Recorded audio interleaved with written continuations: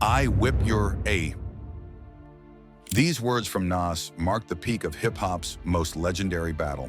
The Jay-Z versus Nas beef wasn't just a rap war between two New York giants, it was a cultural earthquake that redefined what lyrical combat could achieve and left a permanent mark on the genre's DNA. The seeds of this epic clash were planted in 1996 when Jay-Z was recording his debut masterpiece, Reasonable Doubt. He invited Nas to feature on Bring It On, but Nas never showed up to the studio. This seemingly small slight created the first crack in what would become a massive rivalry. Despite being stood up, Jay-Z still paid tribute to Nas by sampling his iconic line from The World Is Yours on Dead Presidents 2. What seemed like respect had a hidden edge. Jay was showing he could make Nas's material into a hit song even without Nas himself. The subliminal warfare began slowly. In 1996, Nas dropped The Message with the line about having a Lex with TV sets the minimum. He later admitted this was inspired by Jay-Z's flashy Lexus, though he claimed it wasn't a direct shot. Jay-Z fired back in 1997 on Where I'm From,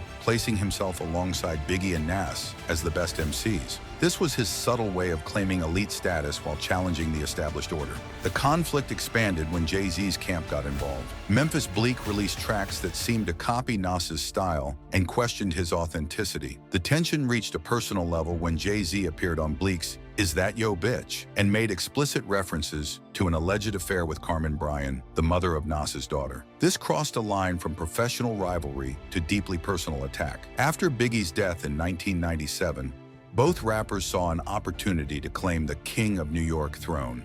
Jay-Z was rising commercially with platinum albums, while Nas faced criticism for his albums I Am and Nostradamus. Critics called these works inconsistent failures, creating the perfect opening for Jay-Z to challenge Nas's lyrical dominance.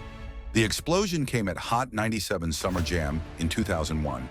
Jay-Z delivered a calculated assault, embarrassing Prodigy with an old dance photo before turning to Nas. He ended his performance with a direct challenge. Ask Nas. He don't want it with Hav. This wasn't subtle anymore. It was a public declaration of war on hip-hop's biggest stage. Takeover followed on the blueprint, produced by a young Kanye West. Jay-Z flipped his earlier sample of Nas into a claim of superior artistry, rapping that he made Nas's line into a hot song. He brutally attacked Nas's career output, claiming Nas had only one classic album in 10 years and calling the rest do or nah. The track also continued the personal attacks about Carmen Bryan. The hip-hop world was shocked. Many thought Nas's career was finished, but Nas wasn't done. Ether hit like a bomb, becoming one of the most devastating diss tracks in history. The beat came from an unknown producer named Ron Browse, adding to the track's underdog mystique. Nas immediately established his seniority, claiming he influenced every rapper since 1991. He accused Jay-Z of copying his style, questioning his street credibility with lines about Jay getting chased to his building in 1988. Nas also suggested Jay-Z stole rhymes from Biggie, attacking his artistic originality. While Takeover felt calculated, Ether was pure emotional warfare. Its raw intensity resonated with fans who felt Nas was fighting for hip-hop's soul. The impact was immediate. Ether revitalized Nas's career and spawned a new verb in hip-hop vocabulary. To Ether, someone meant to completely destroy them lyrically. Hot 97 conducted a poll where 58% of listeners preferred Ether to Jay-Z's follow-up Super Ugly. That track backfired when Jay-Z's own mother called the radio station, demanding her son apologize for the overly personal attacks. This unprecedented parental intervention marked the official end of the direct battle. The shocking resolution came in 2005 at Jay-Z's I Declare War concert. Instead of continuing the warfare, Jay-Z brought Nas on stage. They performed Dead Presidents and The World Is Yours together, the very tracks that started their beef. Jay declared all the beef was done, and it was time to get money. The truce became a business alliance in 2006 when Nas signed to Def Jam, where Jay-Z served as president. Their collaborations followed Black Republican, Success, BBC, and most recently Sorry Not Sorry in 2021.